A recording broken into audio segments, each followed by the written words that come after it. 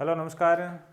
BSc first year के लिए जो टॉपिक चल रहे हैं ऑप्टिक्स के अंदर उसको आगे बढ़ाते हैं। पिछले वीडियो के अंदर एक टॉपिक आधा रह गया था।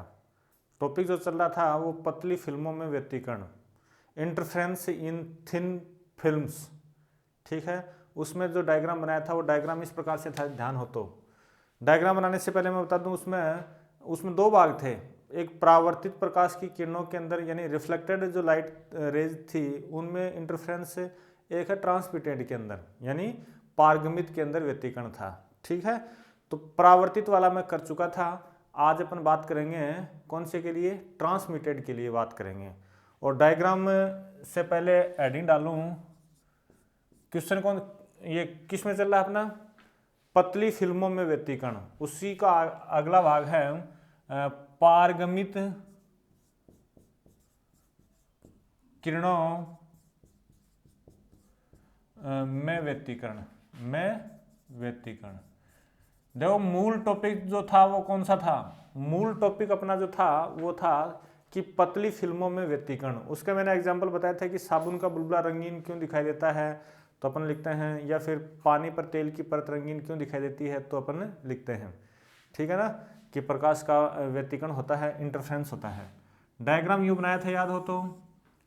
ये कोई पतली सी फिल्म थी जिसकी मोटाई क्या थी, मोटाई टी थी, और इसका अपूर्णांक क्या था, अपूर्णांक म्यू था। यहाँ पर आपकी वायु है और यहाँ भी क्या है, आपकी वायु है। और ये आगे तक बढ़ा दूँ, ठीक है ना। फिर बाद में इसमें यूं किया था, ये एक प्रकाश की किरण यूं डाल दी, ये इसका क्या है, नॉर्मल है, या परपेंडिकुलर डाल दिया। इसका कुछ भाग देखो यूं कर दिया था, याद हो तो, और कुछ भाग यूं परावर्तित हो गया था। अच्छा, फिर यहाँ पर दोबारा परपेंडिकुलर डाला, तो इसका कुछ भाग तो यूं बाहर निकल गया, पारगमित हो गया, और कुछ भाग इधर ट्रांसमिट हो गया, परावर्तित हो गया, रिफ्लेक्टेड हो गया, ये इधर चला गया। इधर दोबारा वही बात हुई, इसका कुछ भाग तो इधर चला जाएगा और कुछ भाग ये रिफ्लेक्ट हो जाएगा, और फिर ये बाहर निकली थी, याद हो तो। डायग्राम पहले बन चुका है तो इसलिए ज़्यादा डिटेल में इसकी बात मैं नहीं करूँगा। इस पॉइंट्स को एस दिया था नाम, इस पॉइंट को नाम दिया था P1, इसको नाम दिया था P2, R1, R2, C1, C2, ये अभिलंब था, याद हो तो।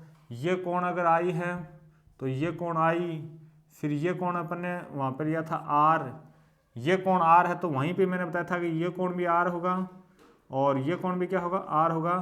परावर्तन के नियमों की पालना होगी, लॉ ऑफ रिफ्लेक्शन।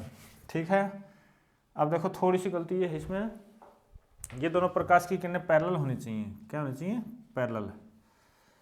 तो ये किया और फिर ये कर दिया, है ना। अब देखो बात सुनना एक मिनट के लिए। पारगमित किरणें एक तो C1 T1 है, एक है दूसरी है C2 T2। इनके बीच में व्यतिकरण आपको देखना है। तो पिछले वाले वीडियो के अंदर भी अपने ये बात की थी कि इन दोनों प्रकाश की किरणों में पथांतर आपको फाइंड आउट करना है, पाथ डिफरेंस आपको फाइंड आउट करना है। पाथ डिफरेंस फाइंड आउट करने के लिए देखो, इससे यहाँ पर एक परपेंडिकुलर डालो और एक यहाँ डाल दिया मैंने। इस पॉइंट यहाँ भी डाला था तो इसको नाम दिया था मैंने, वहाँ पे एन नाम दिया था, इसको नाम दे देते हैं एम, नाम दे देते हैं एम। यहाँ से परपेंडिकुलर डाल दिया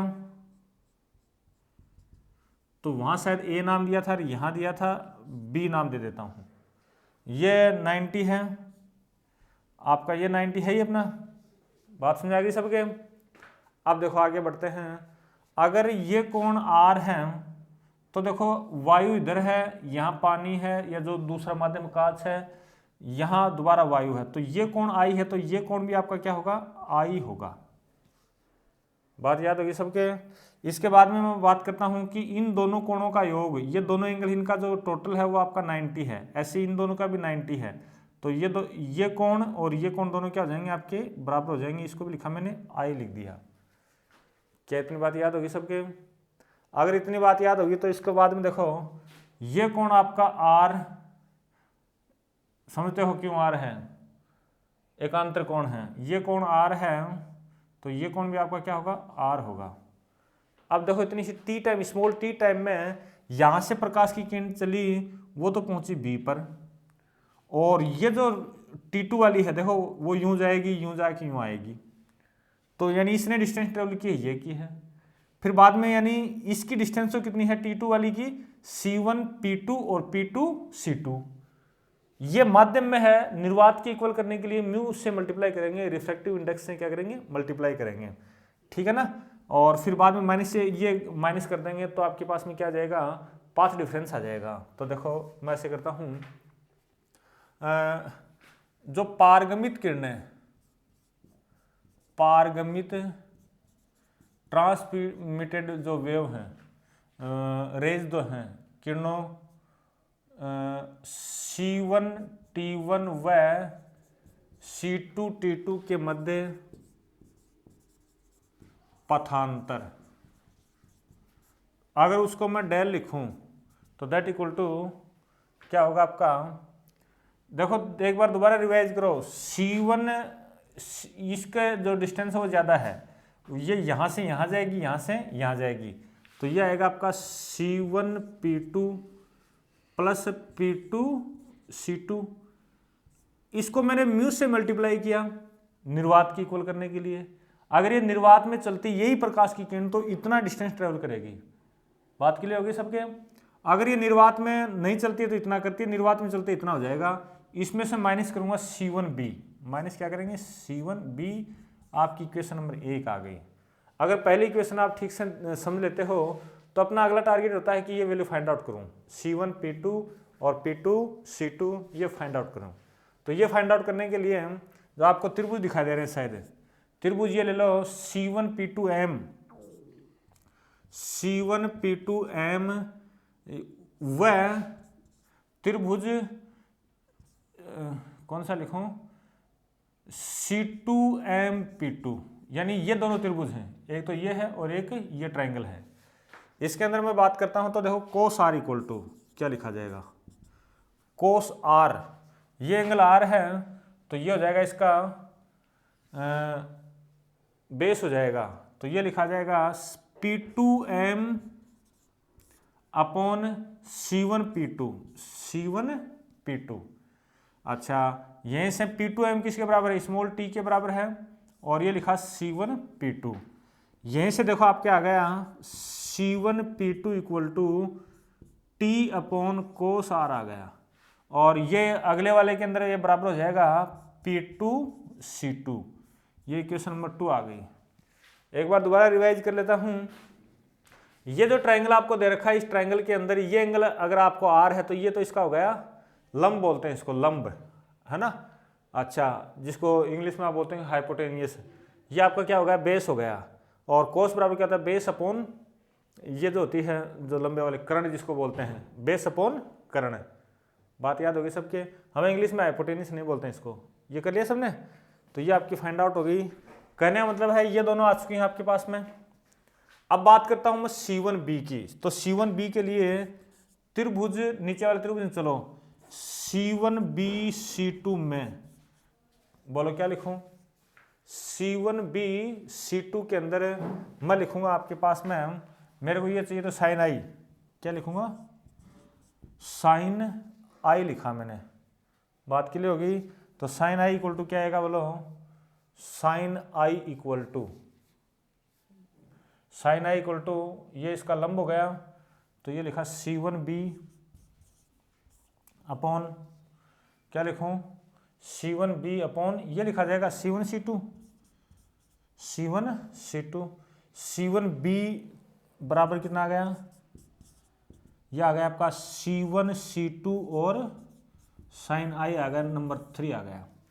अब देखो एक सेकंड, ये डायग्राम जब आप देखते, ये इक्वेशन जब आप देखते हो तो C1 C2 अपने पास में नहीं है, तो अपन C1M निकालें और MC2 निकाल लें, दोनों ये इक्वल होंगी, दोनों क्या होंगे, कौन एंगल है वो बराबर दे रखा है, ठीक है ना। तो आओ देखो इसमें